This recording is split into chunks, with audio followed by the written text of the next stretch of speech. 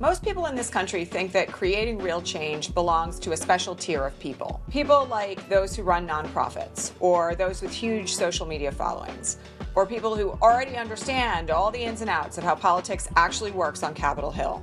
People who seem, in a word, fearless.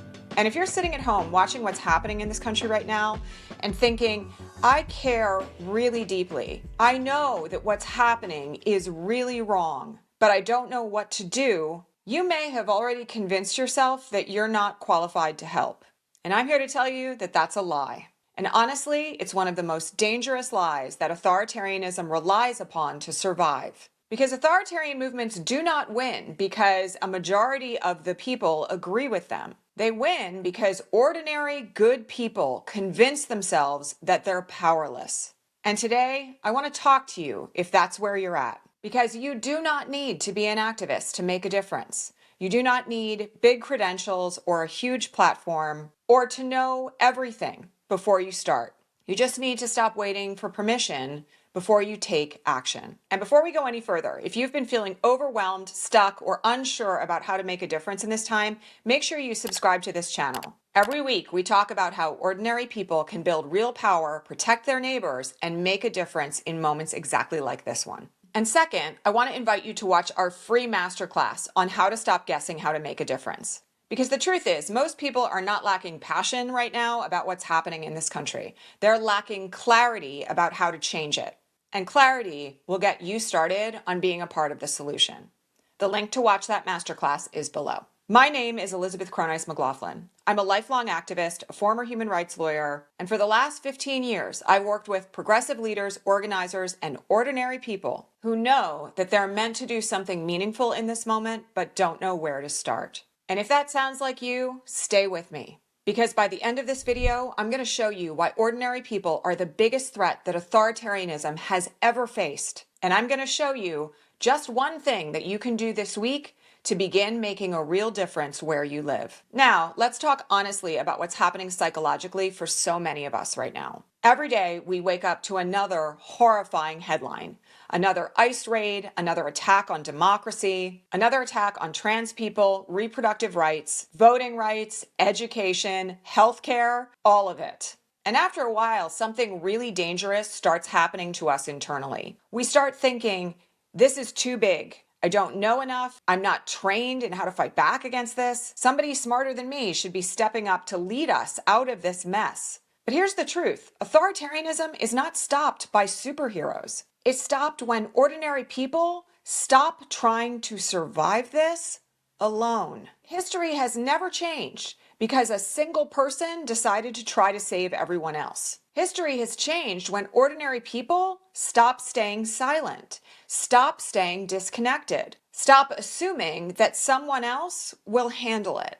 That is how labor movements began and how civil rights movements grew and how mutual aid networks got us through the lockdown phase of COVID and how communities like Minneapolis rose to protect one another. Not because everyone suddenly became experts in fighting authoritarianism, but because ordinary people decided, I may not know everything, but I can do something. And right now, that matters more than ever. Because here's what I need you to understand. Those who are currently in charge want you feeling overwhelmed. They want you doom scrolling, frozen, exhausted, and most importantly, watching from the sidelines because isolated people are easy to control. But the moment that ordinary people start building relationships with each other, start organizing locally, start paying attention to who needs help where they live, and start creating real community, that's when authoritarian power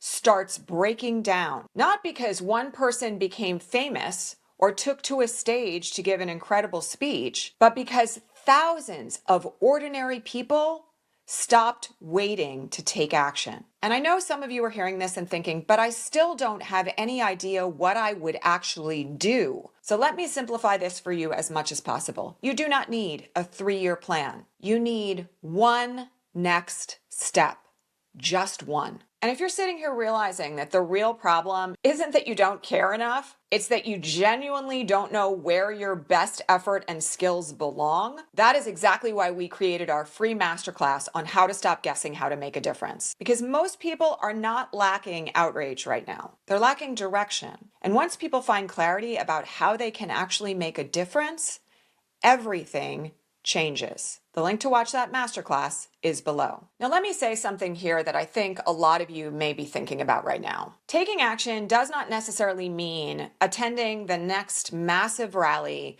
where you leave feeling emotionally juiced and then 1 week later wonder why nothing has changed. And don't get me wrong, there's absolutely a place for protest right now, a place for marches, a place for other forms of visible resistance. But the real foundation of long-term change has always been something much quieter and much more local. It's neighbors knowing each other's needs. It's communities protecting vulnerable people. It's local networks of care and support. It's people building trust with each other where they actually live to help people survive and stay safe. Because authoritarianism is defeated not just by spectacle, but by communities becoming strong enough that fear and isolation stop working. And that kind of work, it matters enormously. It's actually the backbone of what has defeated authoritarianism everywhere where it has fallen. Now let's talk about the one action, the one step that will get you started in this. Here is the one thing I want you to do this week.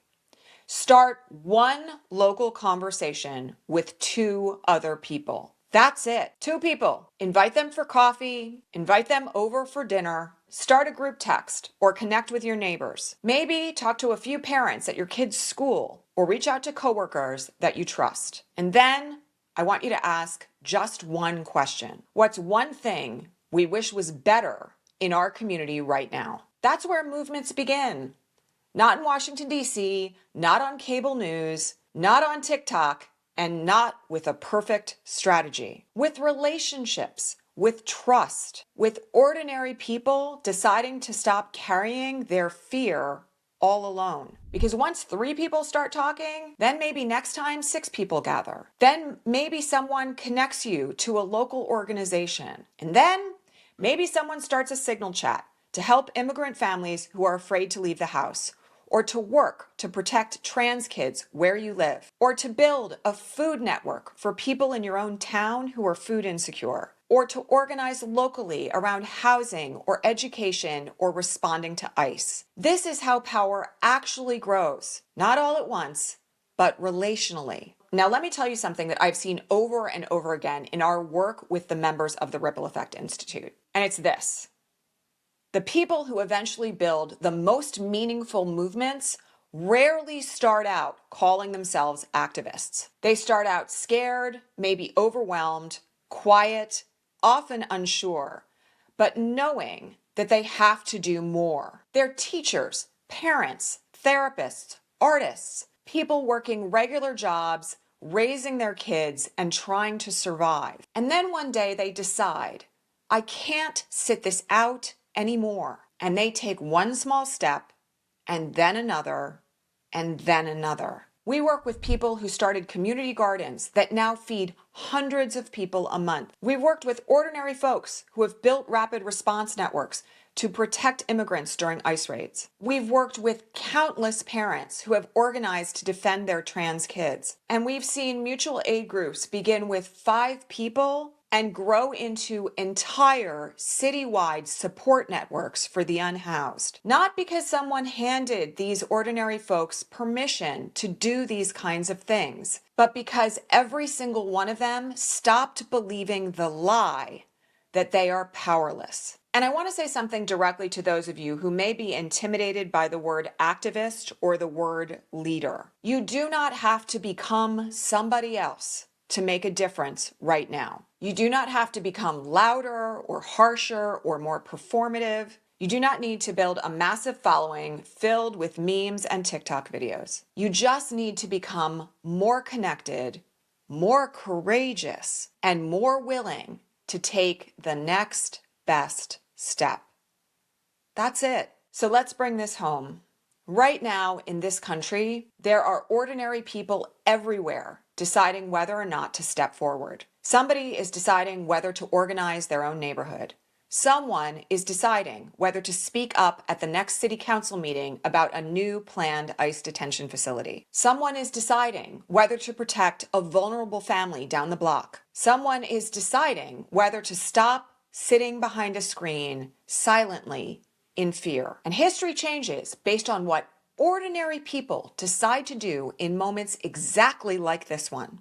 Not famous people, not perfect people, ordinary people. People like you and me. That is what every authoritarian movement throughout history has feared the most. Not individuals acting alone or waiting for some great leader to rise, but ordinary people realizing that they are more powerful than authoritarianism would ever have you believe. If you've been telling yourself that somebody smarter, braver, more experienced, or more qualified should be stepping up to try to fix this, if you've been quietly carrying that feeling that you know you should be doing something, but you don't know where to begin, let this be the moment that you stop waiting. Not because you suddenly know everything, and not because you feel the fear any less, but because you're choosing to understand something that most people miss. Courage is not the absence of fear. It's deciding that something matters more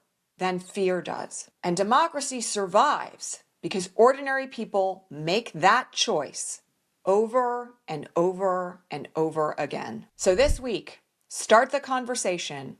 Reach out to two people, take the next step, and start building community where you live. Because no authoritarian movement can survive the power of ordinary people deciding that they are not going to cower in fear anymore. And if you want help figuring out exactly where you fit in this moment, if you're tired of feeling overwhelmed, isolated, and unsure of where to begin, I want to invite you to watch our free masterclass on how to stop guessing how to make a difference next. Because you do not need to become somebody else to make a difference right now. You just need clarity on what the next best step is for you. The link to watch the masterclass is below, and you can go click on it and watch it right now. Thank you so much for caring so much about the future of this nation.